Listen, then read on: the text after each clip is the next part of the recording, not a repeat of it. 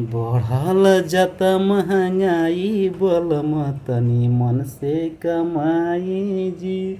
बढ़ल जाता महंगाई बोलम तनी मन से कमाई जी।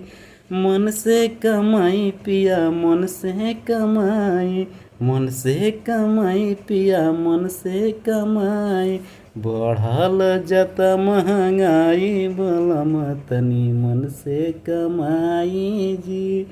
बढ़ल जाता महंगाई बोलम तनी मन से कमाई जी।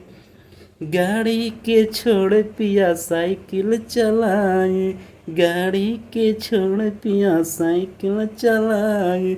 तेलवा के बढ़ल महंगाई बोलम तनी मन से कमाई जी।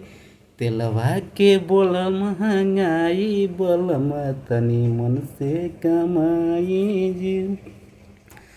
सास मरे ताना ननद मरे ताना, सास मरे ताना ननद मरे ताना। ताना न हमसे सहाई बोलम तनी से कमाई जी। ताना न हमसे सहाई बोलम तनी मन से कमाई जी। मुर्गा या मछली पिया कैसे छनाई, मुर्गा या मछली पिया कैसे छनाई। तेलवा के बढ़ल महंगाई बोलम तनी मन से कमाई जी। सरसों के बढ़ल महंगाई बोलम तनी मन से कमाई जी। बिजनेस के छोड़ नेतागिरी में आए, बिजनेस के छोड़ नेतागिरी में आए। ओहो में बड़का कमाई बोलम,